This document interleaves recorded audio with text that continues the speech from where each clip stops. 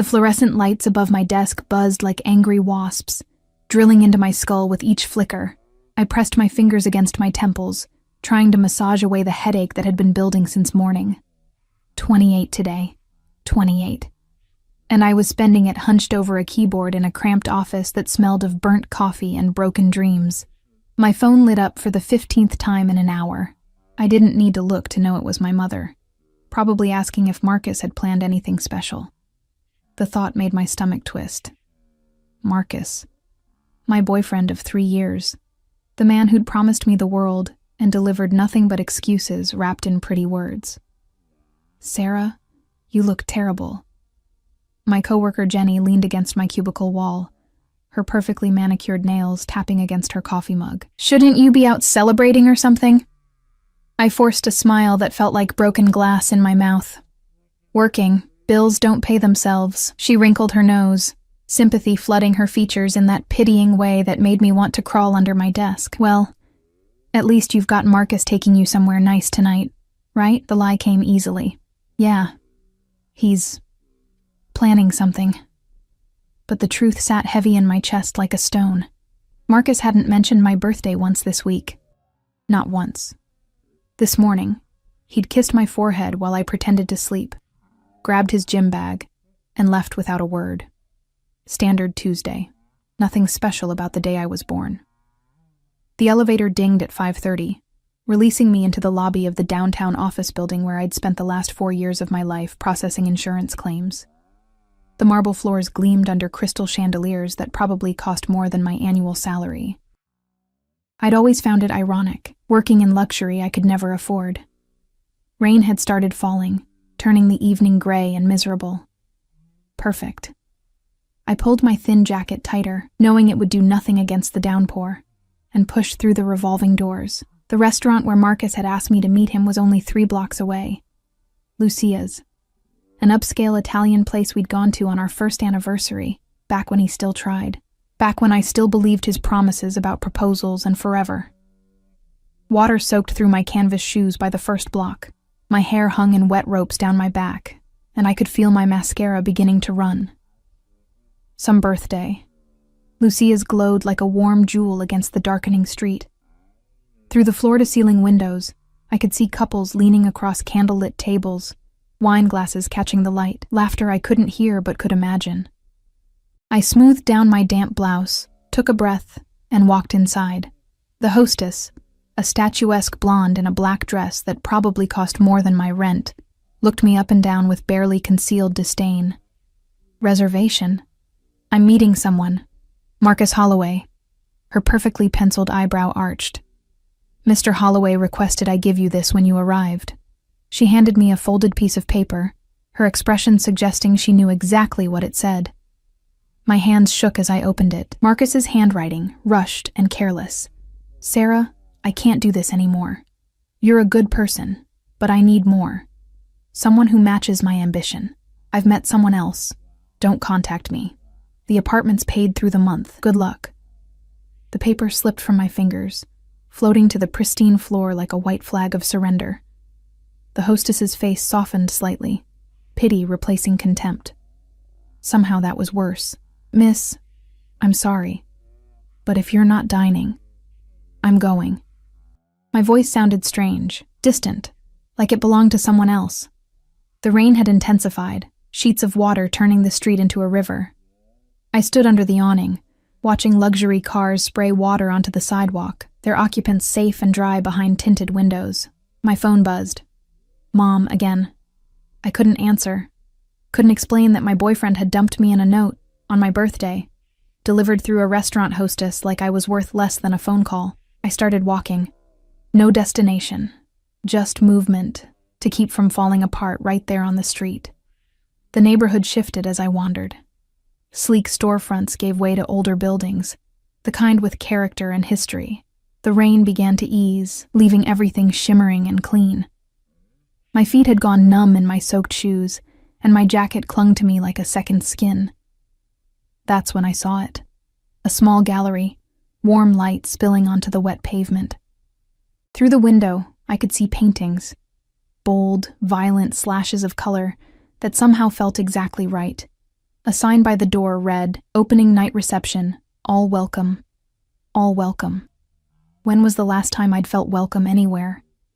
I pushed open the door, and warmth enveloped me immediately. The gallery smelled of wine, expensive perfume, and oil paint. People clustered in small groups, their voices a low murmur beneath soft jazz playing from hidden speakers. I must have looked like a drowned rat, but no one seemed to notice. A server in a crisp white shirt appeared beside me, offering a glass of red wine from a silver tray.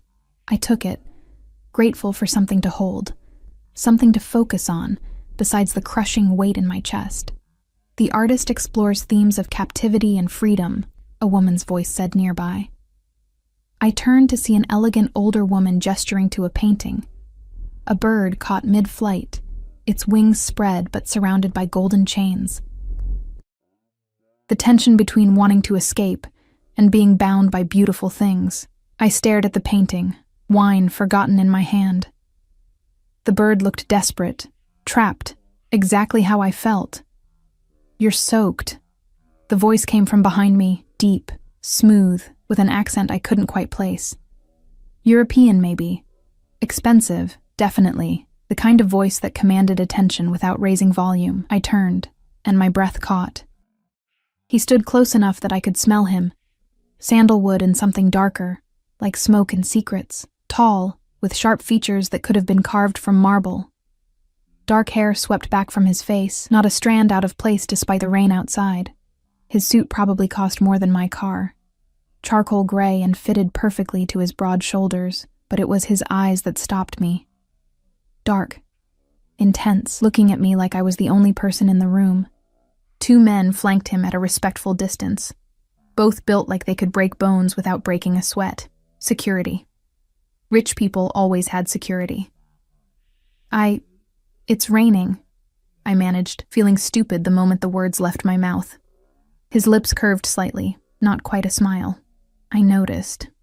He shrugged off his jacket, the movement fluid, practiced, and draped it over my shoulders before I could protest. The fabric held his warmth, his scent. Better. The jacket swallowed me, and I clutched it instinctively, even as my brain screamed that I should refuse, should step back, should put distance between myself and this stranger who radiated danger like heat. You don't have to. I insist." His gaze traveled over my face, cataloging details. The smudged mascara, the wet hair, the trembling I couldn't quite control. "You've been crying." It wasn't a question. Heat flooded my cheeks. "I'm fine." "Liar." But he said it gently, almost with amusement. One of his security team stepped closer, whispering something in his ear. He nodded slightly, never breaking eye contact with me. "What's your name?" "Sarah." It slipped out before I could think better of it. "Sarah." He repeated it like he was tasting it, rolling it around in his mouth. "I'm Mr. Kozlov." The gallery owner rushed over, her face flushed with excitement and anxiety. "I didn't know you were coming this evening. If I had known, we would have prepared. Please, let me show you the private collection." Later, he dismissed her with a single word, his attention never leaving me. The gallery owner's smile froze, confusion flickering across her features before she retreated. Something cold slithered down my spine. This wasn't just wealthy, this was power. The kind that made people scatter. "You should go enjoy the private collection," I said, trying to hand back his jacket. His hand caught my wrist, not hard, but firm. Unmovable. His skin was warm against mine, and I could feel calluses that seemed at odds with his expensive appearance. Why? Because I'm nobody, just someone who wandered in from the rain. Nobody. He repeated the word like it offended him. His thumb pressed against my pulse point, and I knew he could feel how fast my heart was racing. "You're shaking." "I'm cold." Another lie. He released my wrist, but didn't step back. If anything, he moved closer, and I could feel the heat radiating from him. "Today is a special day for you." My eyes widened. "How? You have that look, like the world forgot you exist." His expression darkened. "Someone hurt you tonight." It wasn't a question, but I answered anyway. "My boyfriend. Ex-boyfriend. It doesn't matter. It matters. The words came out sharp, edged with something that made the air between us crackle. A man who would hurt a woman on her birthday deserves... He stopped himself, jaw tightening. When he spoke again, his voice was controlled, careful. He's a fool. I should have left. Should have thanked him for the jacket and walked away from the intensity in his gaze, from the way his security scanned the room like threats lurked in every shadow. But I was tired of being forgotten, invisible, worth less than a phone call. It's my 28th birthday, I heard myself say. And I spent it alone. Something shifted in his expression. Calculation, decision. He pulled out his phone, one of 3 I could see in his pockets, and typed something rapidly. Not anymore. What? You won't spend it alone. He pocketed the phone and extended his hand. Come with me, Sarah. Every instinct screamed danger. This man was wrong in ways I couldn't articulate. Too powerful, too intense, too interested in someone like me.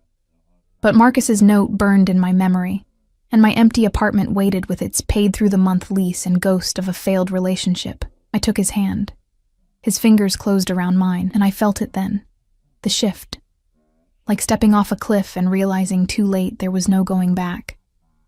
The car waiting outside wasn't just expensive. It was obscene. A black Mercedes, sleek and predatory, with windows tinted so dark I couldn't see inside. The rain had stopped, leaving the street slick and reflective. Puddles catching the glow of streetlights like scattered mirrors. One of the security men, the one with a scar bisecting his left eyebrow, opened the rear door. Kozlov's hand settled on the small of my back, guiding me forward with a possessiveness that should have alarmed me. Instead, something warm unfurled in my chest. When was the last time anyone had touched me like I mattered? The interior smelled of leather and cedar. I sank into seats softer than my bed, and Kozlov slid in beside me, close enough that his thigh pressed against mine. The door closed with a heavy thunk that sealed us in dim, intimate darkness. Where are we going? My voice sounded small in the enclosed space. Somewhere you can properly celebrate. He said something in rapid Russian to the driver, who nodded and pulled into traffic with the smooth efficiency of someone who'd done this 1,000 times. I clutched his jacket tighter around my shoulders, hyper-aware of every point where our bodies touched. The city slid past outside. Familiar streets transformed into something foreign through the tinted glass. I don't even know you. What do you want to know? He turned to face me fully, and in the shadows of the car, his features looked sharper, dangerous. Ask me anything, Sarah. Why are you doing this? I'm nobody special. His jaw tightened. Stop saying that. But it's true. I work a dead-end job processing insurance claims. I live in a studio apartment with water stains on the ceiling. My boyfriend, ex-boyfriend, left me because I'm not ambitious enough. The words tumbled out, bitter and raw. So why would someone like you care about someone like me? The car turned down a street I didn't recognize, towers of glass and steel rising on either side. Kozlov reached out, his fingers catching my chin, tilting my face toward him. His touch was gentle, but there was steel beneath it, command. Listen to me carefully. His thumb brushed across my cheekbone, catching a tear I hadn't realized had fallen. That man was a coward who couldn't see what he had. His loss doesn't define your worth. You don't know me. I know enough. His eyes searched mine, and I felt exposed, like he could see every broken piece inside me. I know you walked into that gallery soaked and heartbroken, and you still noticed the art, still found beauty in the midst of pain. I know your hands are shaking, but you got in this car anyway. That's not nobody, Sarah. That's brave. My breath hitched. No one had ever called me brave before. The car stopped in front of a building that scraped the sky, all gleaming glass and sharp angles. A doorman in a burgundy uniform rushed to open our door. Kozlov emerged first, buttoning his suit jacket with one hand while extending the other to me. I took it, and he pulled me out with effortless strength, his hand immediately returning to my back. Possessive, protective. The doorman's eyes widened slightly when he saw us, recognition and something like fear flashing across his face. Mr. Kozlov, sir. Welcome back. Kozlov didn't acknowledge him, just guided me through doors that whispered open on silent hinges. The lobby was a cathedral of marble and gold, with a chandelier that dripped crystals like frozen tears. Our footsteps echoed as we crossed to a private elevator, where another security guard waited. The guard nodded, pressed his thumb to a scanner, and the elevator doors opened. We stepped inside, and I watched the lobby disappear as we shot upward. My ears popped. 40 floors, 50. The numbers kept climbing. "Do you live here?" I asked, trying to fill the silence that felt too heavy, too charged. One of several places. He stood close enough that I could count his heartbeats in the pulse at his throat. Steady, controlled, nothing like the chaos in mine. "I stay where business requires." "What kind of business?" His lips curved, but it wasn't quite a smile. "Import and export, investments, various interests." Vague, deliberately so. Another red flag I should have heeded. The elevator opened directly into a penthouse that stole my breath. Floor-to-ceiling windows offered a panoramic view of the city, lights stretching to the horizon like fallen stars. The space was all clean lines and expensive minimalism, white leather furniture, abstract art that probably cost more than I'd earn in a lifetime, and a silence so complete it felt sacred. "I can't be here." I backed toward the elevator, suddenly overwhelmed. "This is too much. I should go home." Kozlov stepped between me and the elevator, not touching me but blocking my escape with his body. "Home to what? An empty apartment and memories of a man who didn't deserve you?" The words hit like a slap, true and terrible. "What do you want from me?" I whispered. He studied me for a long moment, something unreadable moving behind his dark eyes. "To give you the birthday you deserve." "Nothing more." He moved aside, gesturing toward the windows. "But the choice is yours, Sarah, always yours.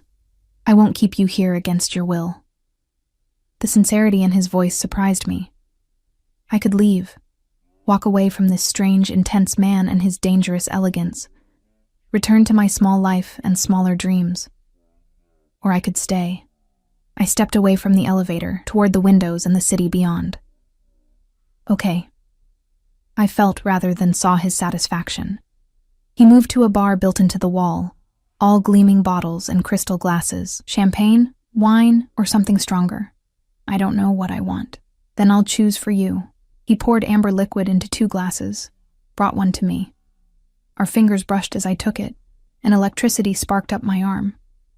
Scotch, 50 years old, older than both of us combined. I sipped, and fire bloomed in my throat. Smooth and smoky and absolutely nothing like the cheap wine I bought at the grocery store. "It's perfect."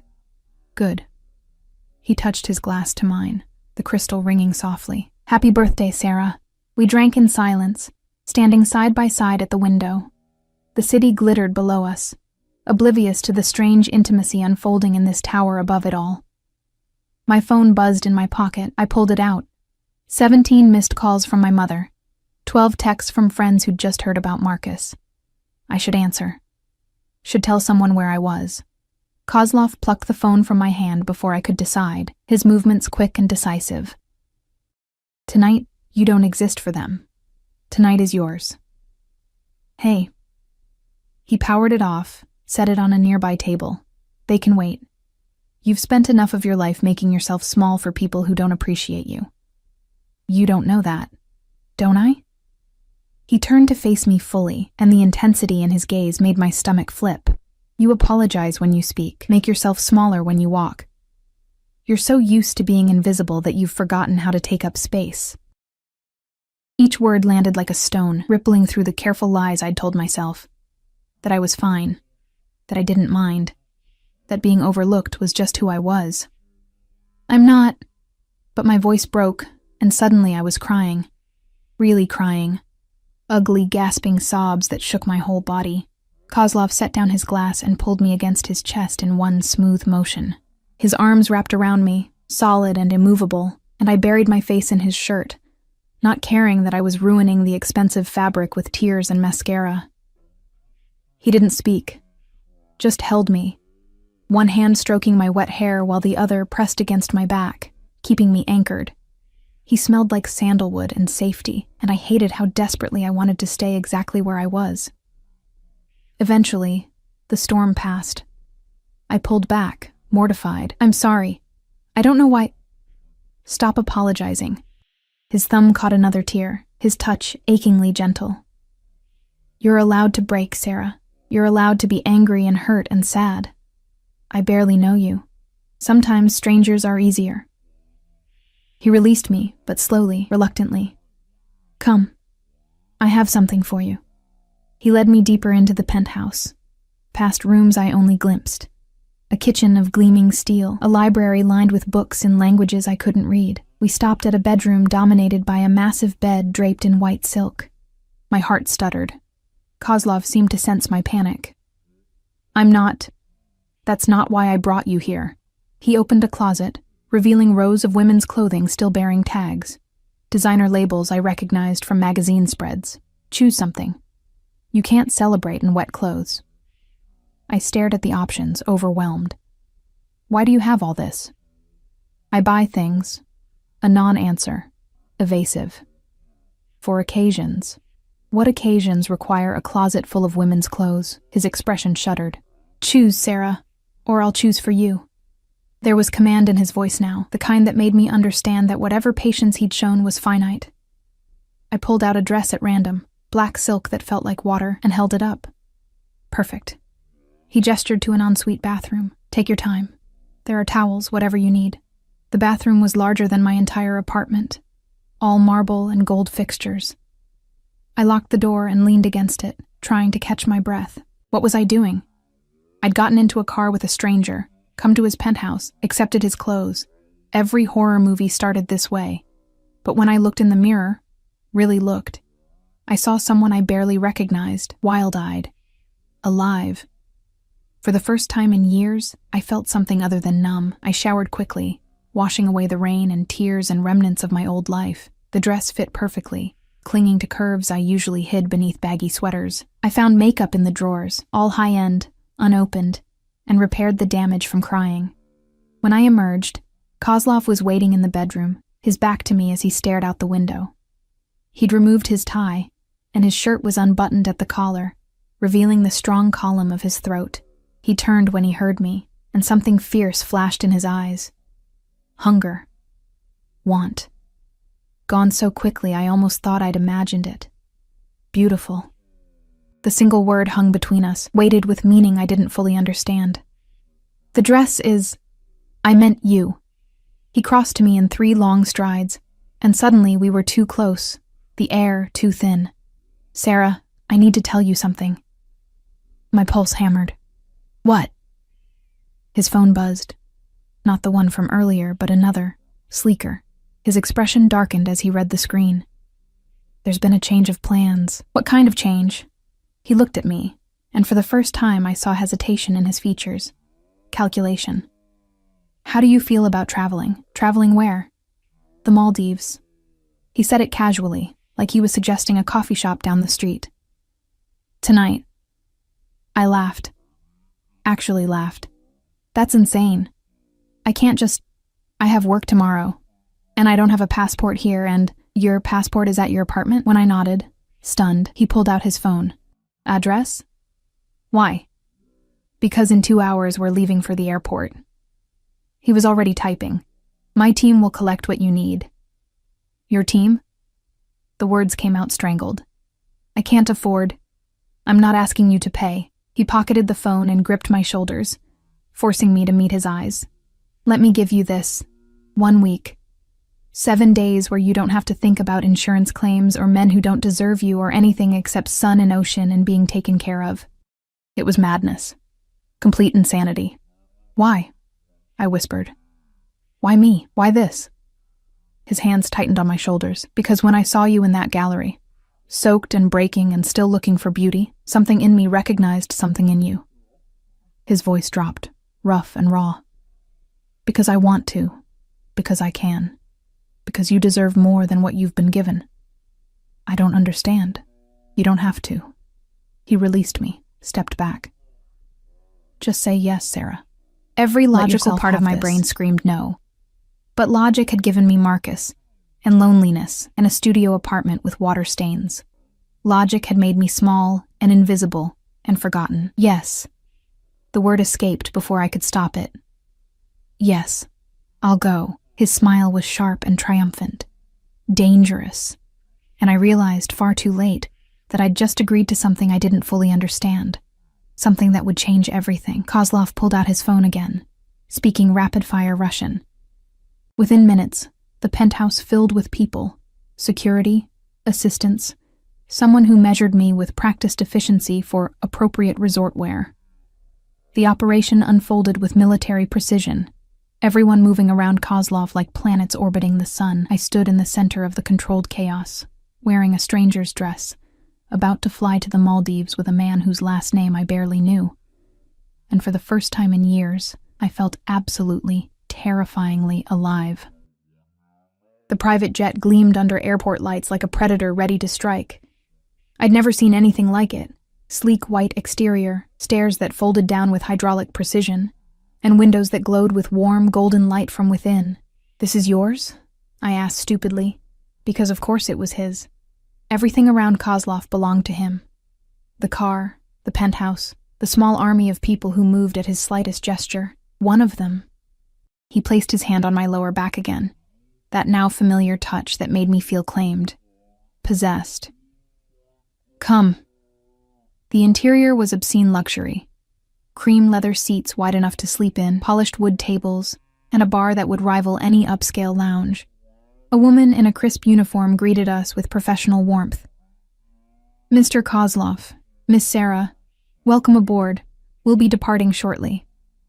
Can I get you anything before takeoff?" Kozlov looked at me, waiting.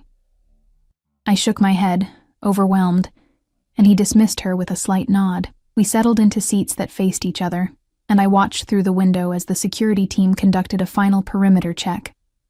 One spoke into his wrist, another scanned beneath the aircraft with a mirror on a pole. "Is all that necessary?" I asked. Kozlov followed my gaze, expression unreadable. Precautions. "In my line of work, one can't be too careful." "What exactly is your line of work?" "I told you. Import, export, investments." He leaned back, studying me with those dark, penetrating eyes. "Does it matter?" "It should. Any sane person would demand details, would question why a man needed this level of security, why people looked at him with fear disguised as respect. But I was sitting in a private jet about to fly to the Maldives with a stranger, so clearly sanity had left the building hours ago. "I suppose not," I murmured. The engines hummed to life, a deep vibration I felt in my bones. Within minutes we were taxiing, and then the ground fell away, the city shrinking to a glittering grid below us. I pressed my face to the window like a child, watching everything I knew disappear into darkness and clouds. "You've never flown private before?" Not a question. Kozlov's voice held something that might have been amusement. "I've barely flown at all. Once, to Florida for my cousin's wedding. Coach, middle seat." I turned to find him watching me with unsettling intensity. It's unreal. Get used to it." He rose, moved to the bar with fluid grace. "For the next week, this is your reality." He poured 2 glasses of champagne, brought one to me. I took it, our fingers brushing, and that electric current sparked again, stronger now. "Impossible to ignore, to new realities," he said, touching his glass to mine. We drank, and the bubbles fizzed on my tongue, expensive and perfect. The flight attendant appeared with food, delicate appetizers that looked too beautiful to eat, arranged on fine china. I nibbled, not tasting anything, too aware of Kozlov's gaze tracking my every movement. "Tell me about yourself," he said suddenly. "Everything. I want to know you, Sarah. There's not much to tell. I'm boring." "I doubt that." He settled deeper into his seat, all coiled patience. "Start with your family." So I did. I told him about my mother, who'd raised me alone after my father left when I was 5, about working 2 jobs to put myself through community college, about the string of dead-end relationships with men who took more than they gave, about Marcus, who'd seemed different at first, ambitious, driven, until I realized his ambition didn't include me. Kozlov listened without interrupting, his expression growing darker as I spoke. When I finished, he was silent for a long moment. "He contacted you 3 times while we've been in the air," he said quietly. I blinked. "How do you—" He pulled out my phone. When had he taken it? And showed me the screen. 15 texts from Marcus, all variations of the same theme. "We need to talk. I made a mistake. Please call me." "Too late," Kozlov murmured, deleting each message with deliberate satisfaction. "Far too late. You can't just— That's my phone. And he's your past." He powered it off again, pocketed it. "For this week, Sarah, you belong to me. No distractions, no reminders of people who hurt you, just us." The possessiveness in his voice should have terrified me. Instead, heat pooled low in my stomach. "I don't belong to anyone." His smile was sharp, predatory. "We'll see." Hours blurred together. We talked. Or rather, I talked while Kozlov absorbed every detail like he was memorizing me. He revealed almost nothing about himself, deflecting my questions with skill that suggested long practice. I learned he was 32, originally from Moscow, and had built his empire from nothing. Everything else remained shadow and mystery. Somewhere over the Atlantic, exhaustion caught up with me. My eyelids grew heavy, and I fought to keep them open. "Sleep," Kozlov commanded softly. "We have a long flight ahead." "I'm fine." He moved to sit beside me, and before I could protest, he pulled me against his chest, his arm wrapped around my shoulders, strong and warm and unexpectedly gentle. "Sleep, Sarah. I've got you." I should have resisted, should have maintained boundaries with this dangerous stranger, but his heartbeat was steady beneath my ear, and his scent surrounded me like a drug, and I was so tired of being strong. I slept. I woke to sunlight streaming through the windows and the subtle change in engine pitch that meant descent. Kozlov was exactly where he'd been when I'd fallen asleep, his arm still around me, his other hand holding a tablet he was reading in what looked like Russian. How long was I out? My voice came rough with sleep. 6 hours. He set down the tablet, his attention focusing on me with laser intensity. "You talk in your sleep." Mortification heated my cheeks. What did I say? Nothing coherent. "But you were afraid." His fingers traced patterns on my shoulder, soothing. "Bad dreams?" "Always." I tried to sit up, but his arm tightened, keeping me close. "What are you doing?" "Enjoying this moment before reality intrudes." His voice held an edge I couldn't identify. "We land in 30 minutes, and then you'll see what I've arranged." The Maldives appeared below us like something from a dream, impossibly blue water, white sand islands scattered like pearls on silk. We landed on a private airstrip, and the door opened to hit me with humid, salt-scented air and sunshine so bright it hurt. A man in white linen waited on the tarmac, flanked by staff holding trays of cold towels and tropical drinks. "Mr. Kozlov, welcome. Everything is prepared as you requested." Kozlov nodded, his hand once again finding my back as he guided me down the stairs. The heat was stunning after the air-conditioned plane, wrapping around me like a blanket. I accepted a cold towel gratefully, pressing it to my face. "This way, please." The man, the resort manager I assumed, gestured toward a speedboat waiting at a nearby dock. "The villa is ready." Villa. Singular. My stomach flipped. The speedboat cut through water so clear, I could see fish darting beneath the surface. Islands passed in a blur of green and white, each more beautiful than the last. Finally, we approached one that stood alone, connected to the main resort by a long wooden walkway that stretched across the lagoon. The water villa rose from the ocean like a work of art, dark wood and glass, surrounded by a deck that seemed to float on the turquoise water. A private infinity pool glimmered at one end, and I could see a hammock strung between 2 palms on a small beach. $28,000 for the week, Kozlov murmured in my ear as we approached. "Your birthday present, Sarah."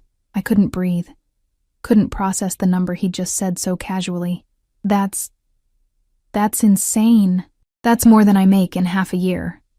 "I know." He helped me from the boat onto the deck, his hands steadying me. "I had my people research you thoroughly." The casual admission that he'd investigated me should have been alarming. That's creepy. That's careful. He dismissed the staff with a gesture, and suddenly we were alone. standing on a deck surrounded by water that stretched to the horizon. I don't take risks with what's mine. I'm not yours. Not yet. The certainty in his voice made my pulse stutter.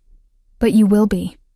He unlocked the villa with a keycard, and I stepped into luxury that redefined the word.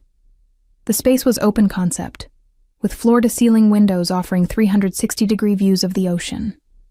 The bed, massive and draped in white mosquito netting, sat on a platform that overlooked the water. A bathroom with a soaking tub and rain shower occupied one corner, separated by glass walls that could apparently frost at the touch of a button. There's a glass floor panel over there. Kozlov pointed to a section near the bed. You can watch the fish swim beneath the villa. I walked over, looked down through the glass at the living reef below. Colorful fish darted between coral, and I spotted a small shark gliding past with lazy grace. This is too much. It's barely enough. He came up behind me, not touching but close enough that I felt his body heat. You deserve to be worshipped, Sarah. Treasured. Instead, you've been treated like an afterthought. I turned to face him, and the intensity in his eyes stole my breath. Why are you doing this? Please, I need to understand. He reached out, tucked a strand of hair behind my ear. His touch lingered, fingers trailing down my neck, because when I decide I want something, I take it, and I want you. You don't even know me. I know enough. His hand settled on my waist, pulling me closer. I know you're strong enough to survive being broken. I know you're brave enough to get in a car with a stranger. I know you respond to me in ways you can't control. His thumb pressed against my racing pulse, proving his point. This is crazy, I whispered. Yes.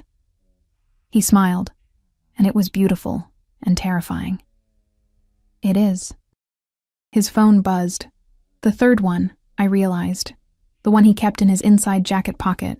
His expression darkened as he read the screen. I need to make a call. Unpack. Explore. The villa is yours. He stepped onto the deck, speaking in rapid Russian that sounded angry. I watched through the glass as he paced, his free hand gesturing sharply. Whatever the call was about, it wasn't good. I found my suitcase. When had that arrived?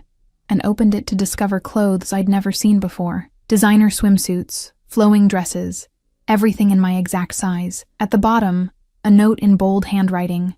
For new beginnings. Didi Dmitri? I realized I didn't even know his full name. I changed into a bikini that probably cost more than my monthly rent, wrapped myself in a silk cover-up, and stepped onto the deck.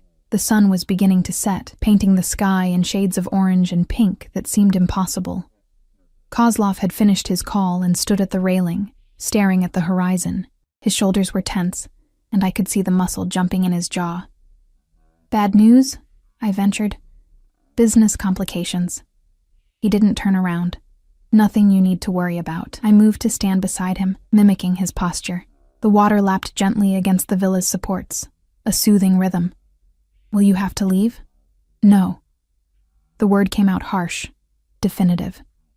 Nothing will take me away from this week with you. It's just a week, I said softly. Then we go back to reality. He turned to me then, and something in his expression made my heart stutter. Possession. Obsession. Is that what you think? That I would go to all this trouble for just a week? What else could it be? He caught my face in his hands, tilting it up to his. You really don't understand, do you? What you are to me, I'm nobody. A random girl you met in a gallery. Stop. The command cracked like a whip. Stop making yourself small. Stop diminishing what this is. Then tell me what it is. The words burst out, frustrated and confused. Because I don't understand any of this. Why me? Why now? What do you want from me?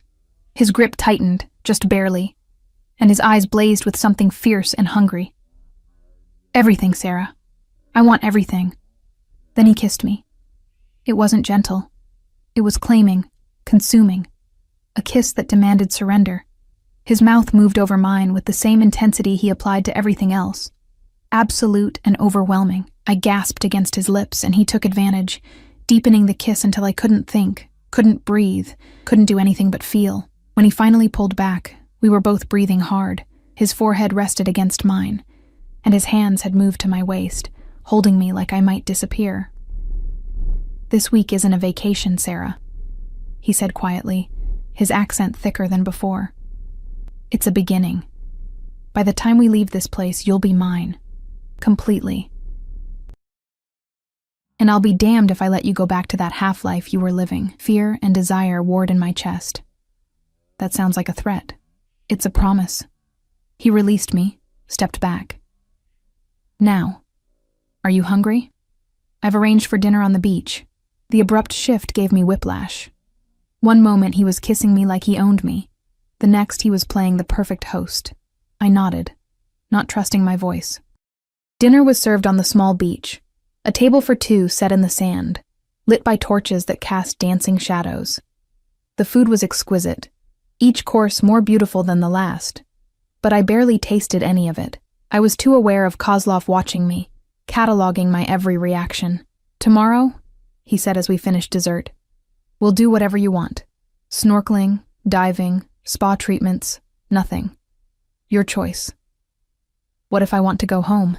His expression went cold, dangerous. That's not an option. So I'm a prisoner. You're protected. He reached across the table, caught my hand. There's a difference. Is there? But I didn't pull away. Couldn't. His thumb traced circles on my palm, and electricity sparked up my arm. Yes, his gaze held mine, intense and unwavering. A prisoner wants to escape. Tell me, Sarah, do you want to escape? The honest answer terrified me, because despite everything, the strangeness, the intensity, the barely concealed danger that clung to him like cologne, I didn't. For the first time in my life, I felt seen, wanted, chosen. No, I whispered. His smile was triumphant, possessive. Good girl. We walked back to the villa under stars so bright they seemed close enough to touch. Kozlov's hand never left the small of my back, a constant pressure that reminded me I was his, at least for now. Inside, he pulled me close one more time, his lips brushing my forehead. Sleep well, Sarah. Tomorrow, everything changes. He left me at the bedroom door, disappearing into what I assumed was a second bedroom. I stood alone in the massive space, listening to the ocean beneath the glass floor, and wondered what I'd gotten myself into, and why part of me never wanted to escape. I woke to the sound of waves and sunlight streaming through sheer curtains that billowed in the ocean breeze. For a disoriented moment, I didn't remember where I was. Then it all came rushing back. The gallery, Kozlov, the insane decision to fly halfway around the world with a stranger. I sat up, and my breath caught. Through the glass floor beside the bed, I could see the underwater world coming alive. Schools of fish in impossible colors, sea turtles gliding past, the coral reef pulsing with life. A knock on the door made me jump. "Come in," I called, pulling the sheet higher. Kozlov entered carrying a tray laden with fresh fruit, pastries, and coffee that smelled like heaven. He was already dressed in linen pants and a white shirt rolled to his elbows, looking effortlessly elegant, while I probably resembled something the tide washed in. "Good morning." He set the tray on the bed, his eyes traveling over me with an appreciation that made heat bloom in my cheeks. "You slept well?" "Better than I have in months."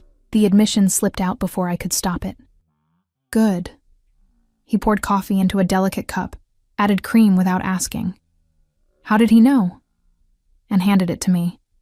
"Eat, then we're going out on the water." "We are?" "Unless you'd prefer to stay here." His fingers brushed mine as I took the cup, deliberate and lingering. "Though I think you'll enjoy what I've planned."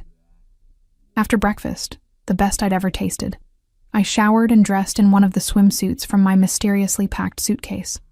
A flowing white cover-up completed the outfit, and when I emerged, Kozlov's eyes darkened with unmistakable want. "Beautiful," he murmured, then held out his hand. "Come." A yacht waited at the dock, smaller than I'd expected, but no less luxurious. Kozlov helped me aboard, his hands spanning my waist, lifting me like I weighed nothing. The captain and crew greeted us with professional deference, but I noticed how they kept their distance from Kozlov, fear masked as respect. We set out across water so blue it hurt to look at, Kozlov stood at the railing beside me, his presence a constant warm pressure against my side. One of his security team, I'd learned his name was Victor, scanned the horizon with vigilant eyes, while another remained below deck. "Do they ever relax?" I asked, nodding toward Victor. "No." Kozlov's voice was matter of fact. "Their job is to keep me alive. Relaxation gets people killed." The casual reference to death sent ice down my spine. "Has anyone tried to kill you?" "Several times." He said it like he was discussing the weather. "Occupational hazard. What exactly do you occupy?" His smile was sharp. "Dangerous questions, Sarah. I'm in the middle of the ocean with you. I think I deserve answers." He turned to face me fully, and something shifted in his expression. Calculation? Decision. My family has been in certain businesses for generations. Import, export, as I said. But not everything we trade is legal. My stomach dropped. "You're a criminal." "I'm a businessman who operates outside conventional boundaries." His hand cupped my cheek, thumb stroking my skin. "Does that frighten you?" "It should. It absolutely should." "I don't know. Honest." He leaned closer, his breath warm against my lips. "I like that about you. No pretense. No games. Unlike you. Unlike me," he agreed. Then he kissed me, slow and deep and devastating. When he pulled back, I was breathless. "But with you, Sarah, I want to be honest. I want you to see me." "Why?" "Because you already do." His forehead rested against mine. "Everyone else sees what I let them see. Power, danger, money. You see the man underneath." Before I could respond, the yacht slowed. We'd reached a sandbar in the middle of nowhere, the water so clear I could see every grain of sand beneath the surface. "We're here," Kozlov announced. "Come snorkeling with me." The next hour was magical. We swam through coral gardens teeming with life. Kozlov, never more than a few feet away, his hand occasionally catching mine to guide me toward something beautiful. Despite everything, the danger, the mystery, the insanity of the situation, I felt safe with him. When we climbed back aboard, exhausted and sun-drunk, lunch was waiting. We ate on the deck, and Kozlov told me stories of his childhood in Moscow. Sanitized versions, I suspected, but glimpses of the boy he'd been before he became whatever he was now. "My mother died when I was 12, he said quietly, staring at the horizon. After that, my father made sure I understood the family business. Every brutal detail. I'm sorry. Don't be." His jaw tightened. "It made me strong. Made me who I am. Lonely," I said softly. His gaze snapped to mine, surprised. "What?" "You're lonely. All that power, all those people around you, and you're completely alone." For a long moment, he just stared at me. Then something cracked in his carefully controlled expression. "Yes," he admitted, "until you." The weight of those words settled over us. He reached across the table, caught my hand, threaded our fingers together. "Stay with me, Sarah. Not just this week. Always." "You're insane." But my voice shook. "Probably." His grip tightened. "But I mean it. I can give you everything. Protection, luxury, a life you've only dreamed of. In exchange for what? Your trust, your loyalty." His eyes burned into mine. "You." I should have said no. Should have laughed at the absurdity, but the intensity in his gaze made it clear this wasn't a joke or a whim. This was a man who decided he wanted something and would move heaven and earth to get it. "I need time," I whispered. "You have this week." He raised my hand to his lips, kissed my knuckles. "Use it to decide if you can handle my world." The yacht returned us to the villa as the sun began its descent. I was pleasantly exhausted, my skin warm from the sun, my mind spinning from Kozlov's proposition. Inside, I showered and changed into a simple dress, emerging to find him on the deck, phone pressed to his ear. His expression was murderous. "I don't care what he says," Kozlov snarled in Russian, though I caught enough to understand. "Find him. Bring him to me. I want to handle this personally." He ended the call, noticed me standing there. The rage in his features smoothed into careful neutrality. Sarah. Who was that? Business. He pocketed the phone. Nothing you need to worry about. Stop saying that. Frustration bubbled up. If you want me to trust you, to consider your insane proposal, you need to stop treating me like I'm fragile. His eyebrows rose. You want the truth? Yes. Fine. He moved toward me, predatory and intense. One of my associates has been stealing from me, skimming profits, thinking I wouldn't notice. He's also been asking questions about where I am, who I'm with. Ice trickled down my spine. Why would he care about me? Because you're my weakness now. His hand cupped my face, gentle despite the violence in his eyes. And in my world, weaknesses get exploited, so I'm in danger. You're protected. His other hand settled on my waist, pulling me close. Victor and his team aren't just here for me. They're here for you. Nothing will touch you, Sarah. I swear it. How can you promise that? Because anyone who tries to hurt you will die screaming. He said it so calmly, so matter-of-factly, that it took a moment to process. You're mine now, and I protect what's mine. The possessiveness should have terrified me. Instead, something dark and primal in me responded to it, to being claimed so absolutely by someone who had the power to back up his words. This is insane, I breathed. Yes. He kissed me, hard and claiming. But you're not running. He was right. I should be running, screaming, demanding he take me home. Instead, I was kissing him back, my fingers tangling in his hair, my body pressing against his like I couldn't get close enough. He lifted me effortlessly, my legs wrapping around his waist as he carried me inside. We made it as far as the couch before he set me down, his body covering mine, his weight a delicious pressure. Tell me to stop, he murmured against my throat, his lips trailing fire across my skin. Tell me this is too fast, and I will.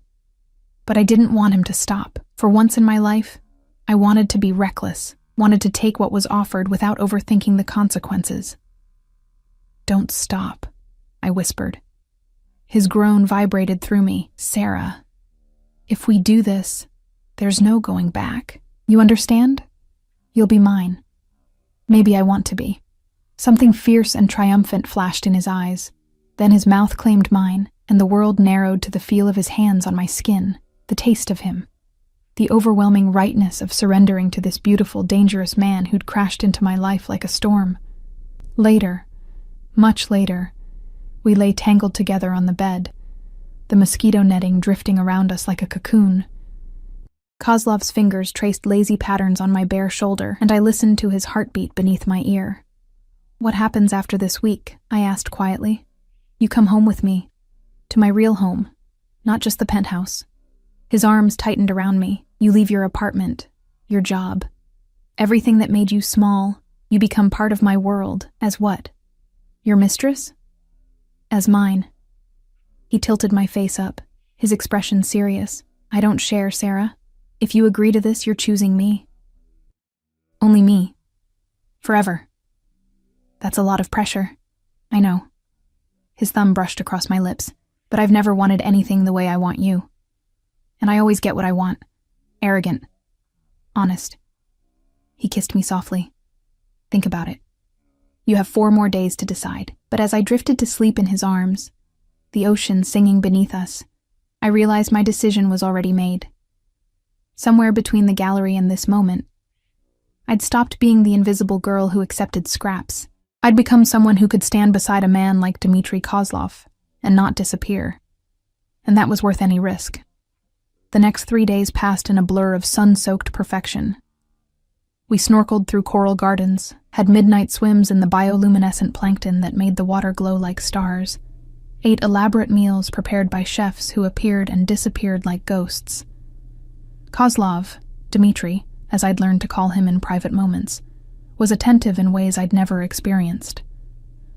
He anticipated my needs before I voiced them, touched me constantly like he needed the physical connection to believe I was real. But the fantasy couldn't last forever. On our 4th morning, I woke to find his side of the bed cold. I sat up, immediately sensing something was wrong. The villa felt different, charged with tension that made my skin prickle. I pulled on a robe and found Dmitri on the deck, surrounded by his security team. Victor was speaking rapidly in Russian, his expression grim. Dmitri's jaw was set, his eyes cold in a way I hadn't seen since that first night in the gallery. "What's wrong?" I asked. Every head turned toward me.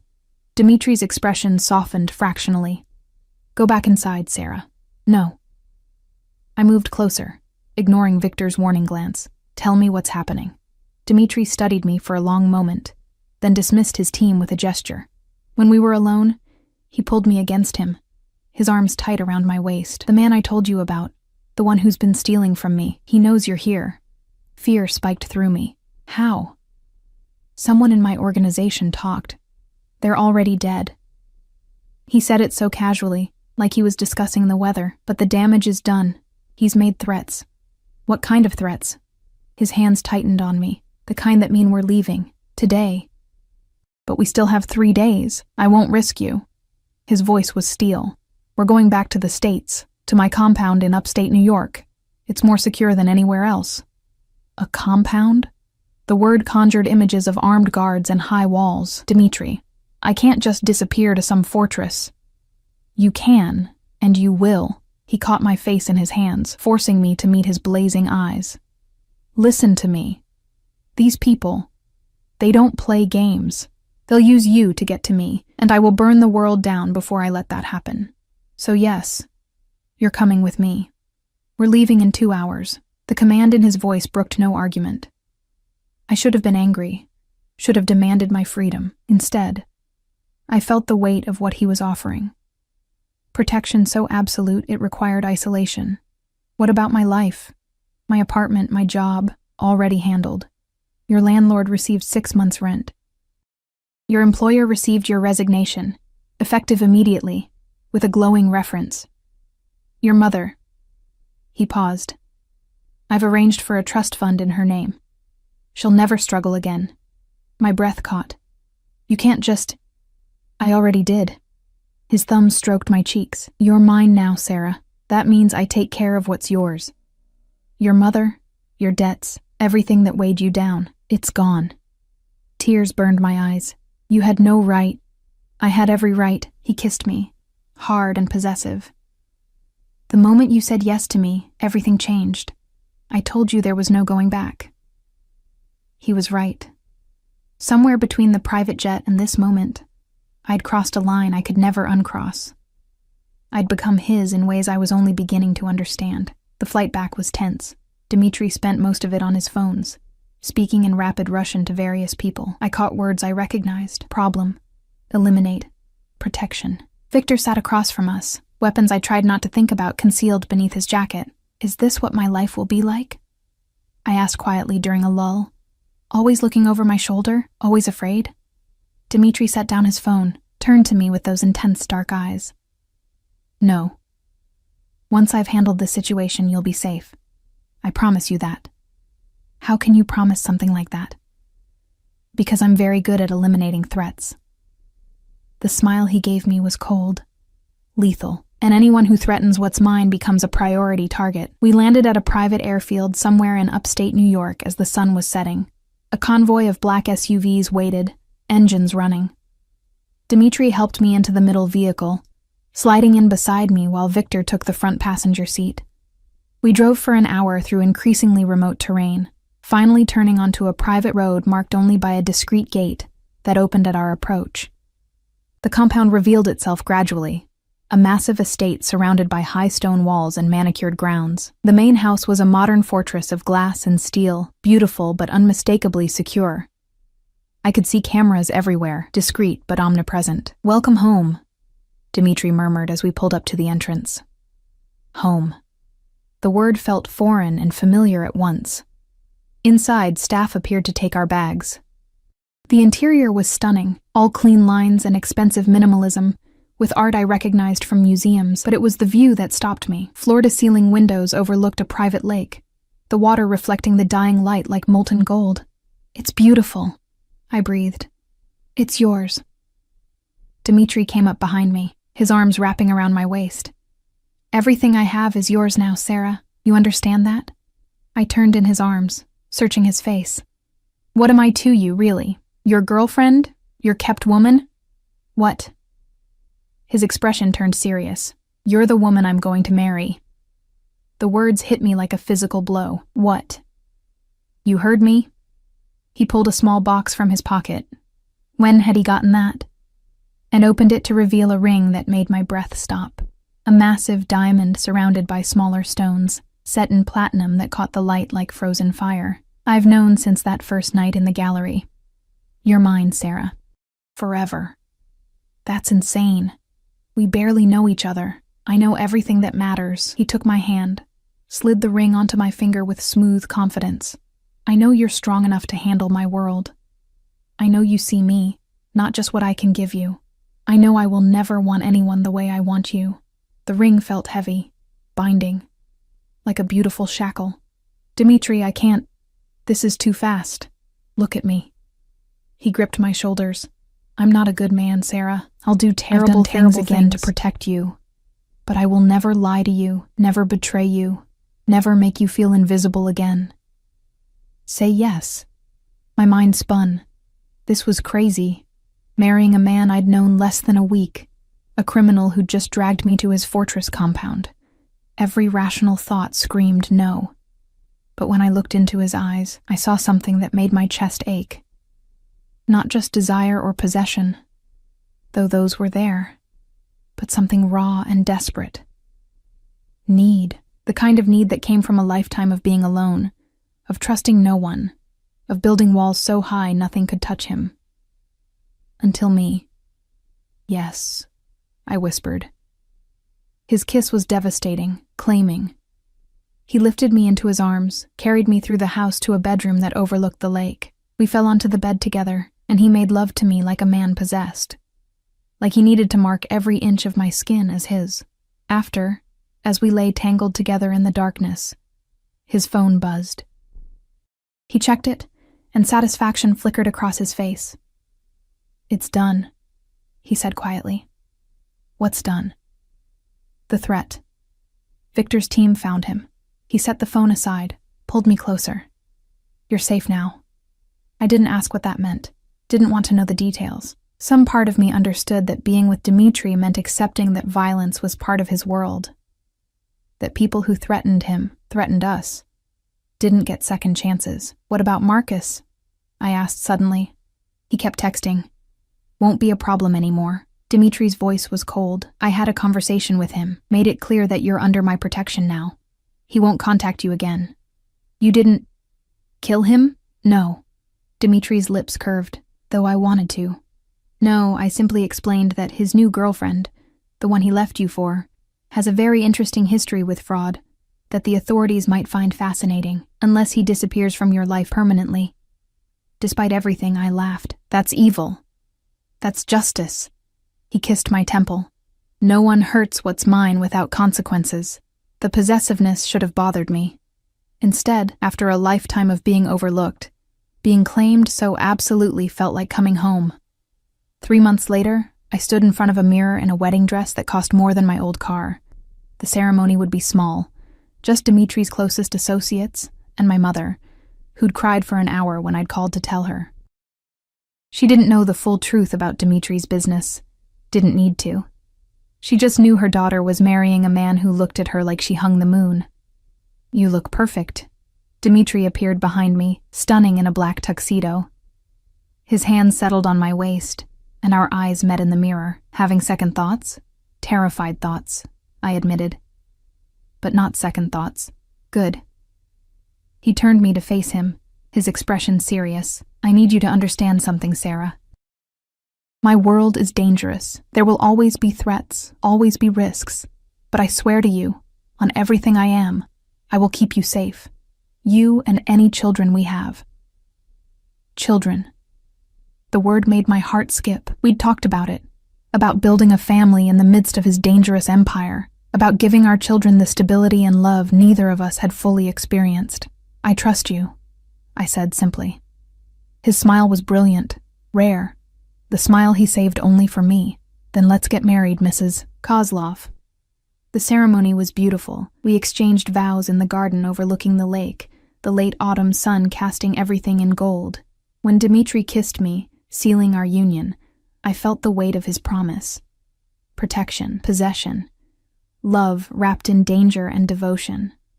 At the reception, I watched him work the room, commanding, powerful, every inch the king of his dark empire. But every few minutes his eyes would find mine, and I'd see the softness there, the vulnerability he showed only to me. Victor approached as I stood alone for a moment. Mrs. Kozlov. He still seemed uncomfortable with the familiarity. I wanted to say, "I'm glad you're here. He's different with you. Better." "Thank you, Victor." He nodded, started to leave, then paused. "He would destroy the world for you. You know that, right? There's nothing he wouldn't do to keep you safe." "I know." And I did. It was terrifying and thrilling in equal measure. That night, in our bedroom overlooking the lake, Dmitri held me close. "Happy?" he asked.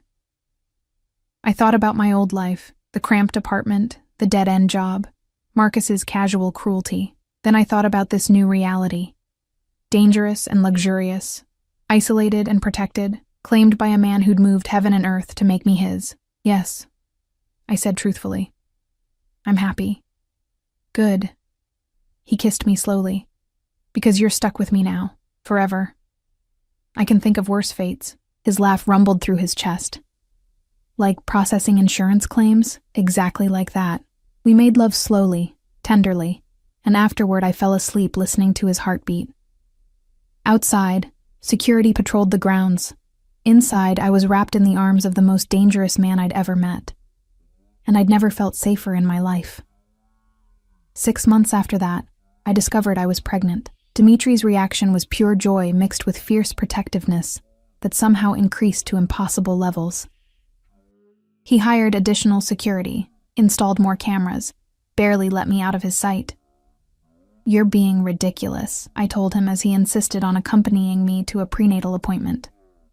"I'm being careful." He placed his hand on my still flat stomach, his expression softening.